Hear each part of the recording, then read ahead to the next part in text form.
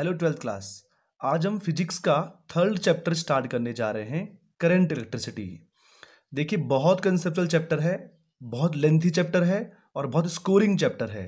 अकेला CBSE board और अकेला उत्तराखंड बोर्ड इसमें इसको 8 मार्क्स का पूछता है, इस चैप्टर को, सिंगल चैप्टर को। और इसके साथ साथ जेईई के पॉइंट ऑफ व्यू से और नीट के पॉइंट ऑफ व्यू से भी ये चैप्टर बहुत इंपॉर्टेंट है। हर साल जेईई यहाँ से एक क्वेश्चन पूछता है और नीट भी यहाँ से एक क्वेश्चन पूछता है, जो कि बहुत सिंपल होता है, बहुत कंसेप्चुअल बेस होता है। तो इस चैप्टर में कंसेप्ट बहुत मिलेंगे, बहुत लंबा चैप्टर है और बहुत इजी चैप्टर है हमारे पास।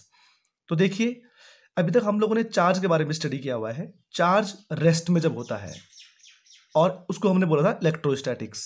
अभी तक इलेक्ट्रोस्टैटिक्स में हमने एक बार भी ऐसा नहीं बोला है कि चार्ज मूव कर रहा है, चार्ज मोशन में है। लेकिन इस चैप्टर में हम लोग बात करेंगे जब चार्ज मोशन में होगा, राइट। चार्ज मोशन में होगा और मोशन भी दो टाइप की होती हैं। एक तो होती है यूनिफॉर्म मोशन, यानी कि चार्ज की स्पीड कैसी है, कांस्टेंट स्पीड है। उस चीज को हम लोग स्टडी करेंगे इस चैप्टर में, करंट इलेक्ट्रिसिटी में। When charge is in motion with a uniform speed, तो उसकी हम स्टडी करेंगे करंट इलेक्ट्रिसिटी में। दूसरा देखिए, चार्ज जब मोशन में होगा लेकिन इसकी मोशन नॉन यूनिफॉर्म हो जाएगी, इसकी मोशन एक्सेलरेटेड हो जाएगी, इसकी स्पीड चेंज हो जाएगी। मतलब कभी 10, कभी 20, कभी 100, कभी 5, इस तरीके से अगर होगा तो तब हमारे स्टडी में मैग्नेटिज्म भी इन्वॉल्व हो जाएगा। कौन? मैग्नेटिज्म। देखिए, ये तो है ही है। ये क्यों है? When charge is in motion, right. लेकिन चार्ज मोशन में है और स्पीड भी उसकी चेंज हो रही है, तब ये भी इन्वॉल्व हो जाएगा और तब हमारी स्टडी हो जाएगी कौन? इलेक्ट्रोमैग। ये भी तो है ही, इलेक्ट्रिसिटी तो है ही, साथ में कौन है? मैग्नेटिज्म भी है। तो इलेक्ट्रोमैग्नेटिक वेव बन जाएगा तब हमारी स्टडी, राइट। तो देखिए, पहली बात, हम लोग बात करेंगे चार्ज के मोशन की। तो पहले तो फंडा यही आता है कि चार्ज मूव क्यों करता है। तो अगर आपको याद होगा, चार्ज मूव कब करता है? जब पोटेंशियल डिफरेंस होता है, राइट। तो इस चैप्टर में पोटेंशियल डिफरेंस की बात होगी, इलेक्ट्रिक फील्ड की बात होगी, बहुत सारी चीजें बात होगी। यहाँ पे सेल की बात होगी, किरचॉफ की बात होगी, रेजिस्टेंस की बात होगी, वही पुरानी चीजें जो हमने क्लास 10th में किया हुआ है, ओम्स लॉ, राइट। ये सब चीजें यहाँ पे आएंगी, इसलिए हम इसको थोड़ा सा ईजी मानते हैं। अब देखिए, स्टार्ट कहाँ से करना है। देखिए, जैसे वाटर फ्लो होता है from high level to low level, पानी कभी भी लो लेवल से हाई लेवल तक नहीं जाता है, high level to low level flow होता है, राइट। सेम सेम हमने क्लास 11th में किया हुआ है थर्मोडायनेमिक्स में, हीट फ्लो होती है from high temperature to low temperature body, right. कभी ऐसा होता है low temperature body to high temperature body flow होती है? यस, होता है। उसको हमने वहां पे डिस्कस किया हुआ था कि कब होता है, राइट, जब हमको एक एक्सटर्नल एजेंसी हमारे पास होती है। एनीवे, चार्ज फिर सेम टू सेम फ्लो होता है from high potential to low potential, right. High potential to low potential, यानी कि पॉजिटिव टू नेगेटिव। जैसे वाटर फ्लो होता है तो हम उस फ्लो को बोलते हैं वाटर करंट, अगर आपको याद होगा तो, वाटर करंट। हीट फ्लो होता है उसको हम लोग बोलते हैं, हीट के फ्लो होने को हीट करंट, राइट। और सेम टू सेम जैसे चार्ज फ्लो होगा ना, तो हम लोग उसको बोलेंगे इलेक्ट्रिक करंट। क्या बोलेंगे? Electric current. तो हम यहां से अपना चैप्टर स्टार्ट करेंगे, इलेक्ट्रिक करंट क्या होता है, राइट। तो अब ले लेते इलेक्ट्रिक करंट। तो इलेक्ट्रिक करंट क्या होता है? तो इलेक्ट्रिक करंट सिंपली हमारे पास क्या होगा, that flow of electric charge, flow of electric charge is current. कौन सी करंट? इलेक्ट्रिक करंट, बस।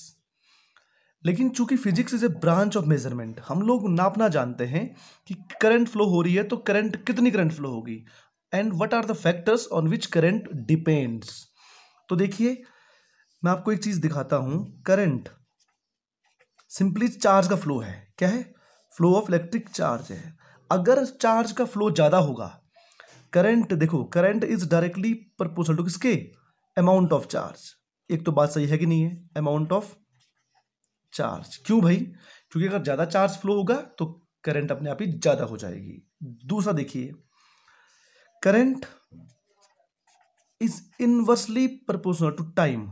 अब ये आपको हो सकता है समझ ना आ रहा हो, तो बस देखिए, मैंने बोला 20 कूलम चार्ज फ्लो हुआ, 20 कूलम चार्ज फ्लो हुआ 10 सेकंड में, ठीक हो गया। अब मैं अगली बार बोल रहा हूं 20 कूलम चार्ज फ्लो हुआ 1 सेकंड में, तो ज्यादा अच्छा कौन है? ज्यादा कहां हुआ? 1 सेकंड में ना। 1 सेकंड में 20 हो रहा है, 10 सेकंड में 20 हो रहा है। 20 तो दोनों जगह सेम सेम है, लेकिन टाइम अलग अलग है। टाइम जहां कम वहां अमाउंट अपने आप ही ज्यादा हो जाएगी, करंट अपने आप ही ज्यादा हो जाएगी। कम टाइम में ज्यादा चार्ज फ्लो हो रहा है, राइट। तो कम टाइम में ज्यादा करंट हमको मिल जाएगी। आई बात समझ में? इन दोनों को हमने कंबाइन किया, करंट को हम लोग लिखते हैं I. So current is equal to charge upon time. यानी कि इसको हम लोग फिर से डिफाइन करेंगे, दैट रेट टाइम को क्या बोलते हैं? Rate of flow of charge is current. यानी rate of flow of charge is current. देखिए कि हमको क्या मिल गया है? Rate of flow of charge is current. यानी कि करंट को हम लोग बोलेंगे I means electric current, is equal to rate of flow of current d q by d t. Simply I is equal to q upon T.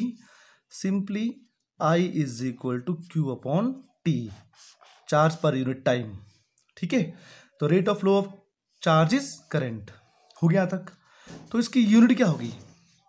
SI unit. SI unit इसकी हो जाएगी, इसको हम लोग बोलते हैं एम्पियर। क्या बोलेंगे? एम्पियर। क्लास 11th में हमने किया था, फंडामेंटल यूनिट है ये, एक फंडामेंटल क्वांटिटी हमारे पास इलेक्ट्रिक करंट। और इसी को हम लोग बोलेंगे कूलम पर सेकंड। देखो, कूलम पर सेकंड। डायमेंशन क्या होगी इसकी? इसकी डायमेंशन हो जाएगी एम्पियर, सिंपली ए, राइट। तो rate of flow of charge is current, और डायमेंशन कितनी हो जाएगी? ए हो जाएगी, कोई दिक्कत नहीं है। दूसरा बड़ी इंपॉर्टेंट चीज मैं यहां पे डिस्कस करने वाला हूं, और वो है किस टाइप की क्वांटिटी है ये। तो आंसर है it is scalar quantity. What? Current is scalar quantity. Current, ये बड़ा इंपॉर्टेंट है, current is a scalar quantity. अब ये स्केलर क्वांटिटी क्यों है? क्लास 11th में तो आपको अगर याद होगा तो आप एरो मारते थे वहां पे, एरो कि करंट यहां से यहां फ्लो हो रही है, यानी कि 10 एम्पियर की करंट फ्लो हो रही है यहां से यहां। डायरेक्शन के लिए आप वहां पे एरो बनाते थे। तो इसके पास डायरेक्शन भी है, इसके पास मैग्नीट्यूड भी है, still it is a scalar quantity, ये वेक्टर क्वांटिटी नहीं है। तो क्यों नहीं है इसको हम समझते हैं, जरा देखिए। हमारे पास मान लो यहां से करंट फ्लो हो रही, मान लो 2 एम्पियर, और यहां से मान लो हो रही है 3 एम्पियर, और ये दोनों करंट मिल करके यहां हमको मिल रही हैं इस डायरेक्शन में। तो यहां कितनी मिलेगी हमको? 5 एम्पियर। ठीक है, अगली बार एक करंट यहां से फ्लो हो रही है, एक करंट यहां से फ्लो हो रही है ऊपर के लिए इस डायरेक्शन में, और फिर से हमको यहां करंट मिल रही है इस तरीके से। अगर ये 2 एम्पियर है और अगर ये 3 एम्पियर है, तो फिर से यहां जाकर के ये दोनों हमको मिल गई कितनी? 5 एम्पियर, राइट। नेक्स्ट केस देखिए, अगर एक करंट ऐसे फ्लो हो रही है और एक करंट ऐसे फ्लो हो रही है, देखिए, और अगर ये मान लो ये मेरी 2 एम्पियर की करंट थी, ये मेरी 3 एम्पियर की करंट थी, और अब मुझे यहां जाके करंट मिल रही है, मान लो ये फिर से कितनी मिल गई? 5 एम्पियर। आप देखिए इसके पास डायरेक्शन है, 2 क्या है? मैग्नीट्यूड, 3 क्या है? मैग्नीट्यूड। ये एरो क्या दिखा रहा है? डायरेक्शन। 2 एम्पियर की करंट 3 एम्पियर की करंट अगर मिल के आई और यहां से मिल गई है तो कितनी मिल गई हमको? 5 एम्पियर। फिर 2 3 कितना हो गया? 5 हो गया। फिर 2 3 कितना हो गया? 5 हो गया, राइट। अगर आपको याद होगा, अगर ये वेक्टर होता तो दो वेक्टर के बीच के एंगल पे r is equal to A square plus B square plus 2ab cos theta. मैंने बोला था वेक्टर होने के लिए ट्रायंगुलर लॉ भी इसको फॉलो करना चाहिए। अगर ये वेक्टर होता तो एक डायरेक्शन में 3 है, एक डायरेक्शन में 2 है, दोनों एक दूसरे के उल्टे भी हैं, तो नेट कितना मिलता हमको? 1 मिलता है ऑब्वियसली। क्यों? क्योंकि 3 2 अपोजिट है, एंगल 180 का है, तो कितना मिलता है? 1 मिलता है। जबकि कितना मिल रहा है? 5। यहां एंगल इतना है, यहां एंगल 180 का एंगल है, 180 डिग्री का एंगल है, तब भी कितना मिला? 5। यह एंगल कुछ 30 है मान लो, दोनों के बीच में, दोनों करंट के बीच में, तब भी कितना मिला हमको? 5 एम्पियर। यह एंगल मान लो 120 हो गया है, तब भी कितना मिल रहा है? 5 एम्पियर। यानी कि करंट के बीच का, दो करंट के बीच का एंगल कितना है उस बात पे डिपेंड नहीं कर रहा है। यानी कि ये ना, ये ट्रायंगुलर लॉ को वायलेट कर रहा है, या ये ट्रायंगुलर लॉ को होल्ड नहीं कर रहा है, राइट। तो क्योंकि ये पैरेललोग्राम लॉ को होल्ड नहीं कर रहा है, इसके पास डायरेक्शन भी है, मैग्नीट्यूड भी है, तब भी ये वेक्टर नहीं है, क्योंकि ये पैरेललोग्राम लॉ को होल्ड नहीं कर रहा है। इसमें पैरेललोग्राम लॉ अप्लाई नहीं हो रहा है क्योंकि एंगल पे डिपेंड नहीं कर रहा है, right. That's why it is a scalar quantity. आप इसको याद रखेंगे अच्छे से, current is a scalar quantity, although it has a direction, still it is a scalar quantity, right. Next देखिए टाइप्स ऑफ करंट। करंट क्या होती है, ये तो हमको आ गया है कि फ्लो ऑफ चार्ज है भाई, फ्लो ऑफ चार्ज। कोई भी चार्ज पार्टिकल अगर चलेगा तो करंट पैदा हो जाएगी, राइट। अब टाइप्स ऑफ करंट देखिए, एक करंट हमारी होती है डायरेक्ट करंट, एक हमारी होती है अल्टरनेटिंग करंट। इन शॉर्ट इसको हम बोलते हैं डीसी और इसको हम बोलते हैं एसी, राइट। अल्टरनेटिंग करंट, हमको ये भी पढ़ना है, हमको ये भी पढ़ना है। डायरेक्ट करंट क्या होता है, डायरेक्ट करंट जिसका मैग्नीट्यूड हमेशा कांस्टेंट रहता है, magnitude remains constant, magnitude and direction remains constant. किसमें, डायरेक्ट करंट में। लाइक देखिए, अगर हमारे पास, मैं यहां दिखा रहा हूं आपको टाइम, यहां मैं आपको दिखा रहा हूं करंट आई, तो ये है करंट, देखो मैग्नीट्यूड कितना है, कांस्टेंट। अगर ये मान लो 2 एम्पियर है तो 2 ही एम्पियर है, बार बार 2 एम्पियर। डायरेक्शन भी कितनी है, एक डायरेक्शन है इसकी, देखो फ्लक्चुएट नहीं हो रहा है डायरेक्शन में, तो एक डायरेक्शन है। ये कौन है, डीसी। अगर मैं एसी की बात करूं तो इसका मैग्नीट्यूड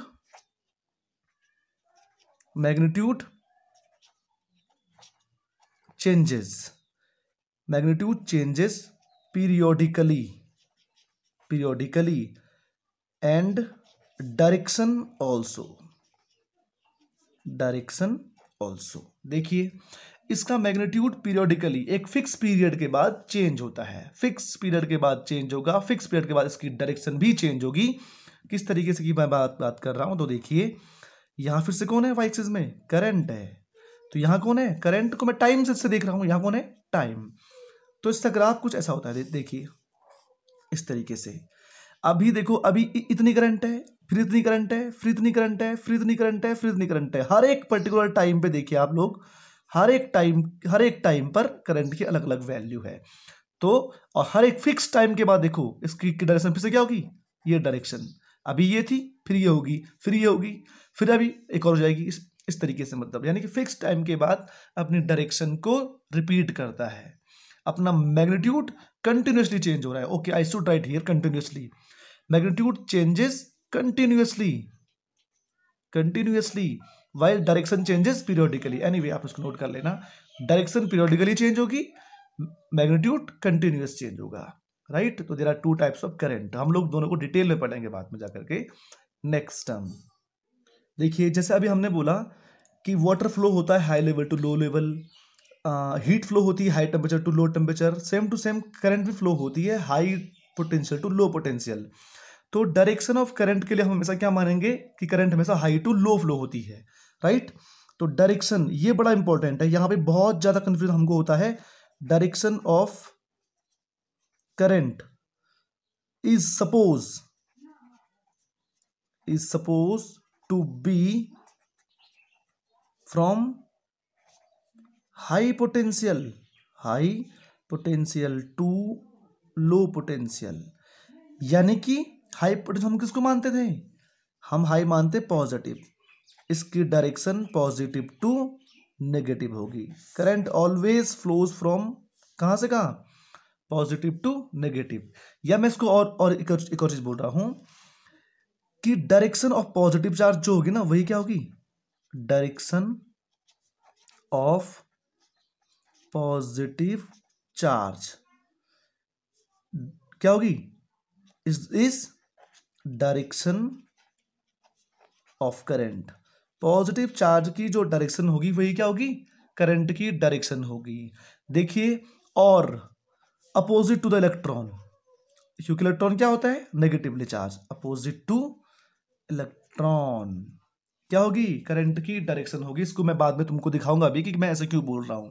देखिए, बड़ा इंपॉर्टेंट है, अभी तो आपको ठीक समझ आ रहा है मैं क्या बोल रहा हूं। इलेक्ट्रॉनों के अपोजिट क्या होगी, करंट की डायरेक्शन होगी, या पॉजिटिव टू नेगेटिव क्या होगी, करंट की डायरेक्शन होगी, या जहां पॉजिटिव चार्ज मूव करेगा वही क्या होगी, करंट की डायरेक्शन होगी। याद रखिए, बाद में जाकर के हम लोग क्या बोलेंगे कि इलेक्ट्रॉन इलेक्ट्रॉन ऊपर से नीचे आ रहे हैं तो करंट ऊपर ऊपर के लिए फ्लो हो रही है। क्यों? अब आपको समझ आ रहा है, क्योंकि अगर इलेक्ट्रॉन नीचे आएगा तो करंट कहाँ फ्लो होगी? ऊपर के लिए, क्योंकि इलेक्ट्रॉनों के अपोजिट करंट फ्लो होती है, राइट। नेक्स्ट टर्म, देखिए नेक्स्ट टर्म हमारे पास है करंट डेंसिटी। ये क्या होती है? देखो, करंट, मान लो कि ये हमारे पास कोई वायर है, इस वायर में से मान लो 20 एम्पियर की करंट फ्लो हो रही है, 20 एम्पियर। अब अगर मान लो कि मुझे यहाँ पर एक छोटा सा एरिया मैंने यहाँ पे कंसिडर किया इस तरीके से कि इस पर्टिकुलर एरिया से कितनी करंट फ्लो हो रही है, तो 1 2 3 इस तरीके से बोल रहा हूँ मैं। Current flowing per unit area, current through per unit area is current density. फिर से जरा देखो एक बार, पहले एक बार नोट कर लेते हैं। Current per unit area is current density. Current per unit area is current density. ठीक हो गया। यानी कि करंट डेंसिटी को हम इस तरीके से डिफाइन करते हैं that J for current density is equal to current per unit area, current over area. तो J इज इक्वल टू, हम J is a vector quantity, I over A हमको मिलता है। क्या मिलता है? I over A। दूसरी बात, ये वेक्टर क्वांटिटी क्यों है? करंट डेंसिटी इसलिए वेक्टर क्वांटिटी, करंट डेंसिटी इसलिए वेक्टर है क्योंकि एरिया एक वेक्टर होता है। अगर ये एरिया हमारा एरिया इस तरीके से, area is a vector quantity, that's why current density is a vector quantity. फिर से देखो एक बार, इसकी यूनिट क्या हो जाएगी? यूनिट हो जाएगी ampere per metre square, right. Dimension इसकी क्या हो जाएगी? इसकी डायमेंशन हो जाएगी AL2। क्यों? L-2 इस तरीके से, ampere per metre square, right. Next देखिए जरा, इसके बारे में मुझे एक और वो करनी है, चर्चा करनी है। अब वो ये है कि किस तरीके से मैं इसको डिफाइन कर रहा हूं। देखो, current per unit area, area vector quantity क्यों होती है? तो हमको ये हमने बोला हुआ है गॉस थ्योरम वाले केस में कि एरिया वेक्टर होता है। एरिया की डायरेक्शन कहाँ होती है? Outward normal, outward normal, right. अब देखिए कैसे करना है। अगर मान लो ये हमारे पास कोई कंडक्टर है, इस तरीके से हमारे पास कोई कंडक्टर है ये, और अगर हम मान लो कि हमने एरिया इस तरीके से कंसिडर कर लिया है, करंट जबकि ऐसे फ्लो हो रही है इस डायरेक्शन में, और हमने एरिया ऐसे कंसिडर किया हुआ है इस तरीके से, तो इसका एरिया वेक्टर कहाँ आएगा? इस डायरेक्शन में, हाँ है ना। अब मैं क्या करूंगा, इस एरिया वेक्टर को तोड़ दूंगा। ये तो कौन है? करंट जा रहा है सामने के लिए। अब मैं इस एरिया वेक्टर को तोड़ दूंगा। एक तो गया इसका सामने के लिए, एक कहाँ आया? नीचे के लिए। और मान लो एंगल थीटा मेरा है, तो कितना होगा? A cos theta, right. क्या हो जाएगा? A cos theta. उस कंडीशन में मेरा जो करंट डेंसिटी है वो कितना बन जाएगा? J is equal to I over A cos theta, है ना। क्योंकि मुझे वो वाला कंपोनेंट चाहिए जो क्या हो? करंट के साथ हो, जो क्या हो? करंट के साथ हो। अब देखो, I इज इक्वल टू क्या मिल गया? J A cos theta, right. और अगर cos आया हुआ है तो आपको पता है cos कहाँ आता है? तो cos कहाँ आता है? जहां क्वांटिटी स्केलर होती है। I इज इक्वल टू, यानी कि J डॉट A, इसलिए इसने भी हमको क्या कर दिया? प्रूव कर दिया करंट क्या होती है? स्केलर क्वांटिटी होती है, स्केलर क्वांटिटी। देखो, current is scalar quantity while current density is a vector quantity. Current density के पास एक डायरेक्शन होती है, जो एरिया की डायरेक्शन होगी वही क्या होगी? करंट डेंसिटी की भी डायरेक्शन होगी। कोई डाउट नहीं है? बहुत बढ़िया। तो आज हमने क्या किया? करंट क्या होता है, करंट के टाइप्स क्या होते हैं, करंट स्केलर क्वांटिटी होती है, दूसरा करंट की डायरेक्शन कहाँ होती है, और करंट डेंसिटी क्या होती है। ये तो ये एक जनरल सा इंट्रोडक्शन है करंट इलेक्ट्रिसिटी का। इसके बाद हम इसमें बहुत ज़्यादा इंपॉर्टेंट चीज़, बहुत डीप चीज़ हम इसमें स्टडी करने वाले हैं, that is drift velocity, thermal velocity, relaxation time and etcetera, right. तो नेक्स्ट वीडियो बहुत जल्दी आपके बीच में होगी। Thank you.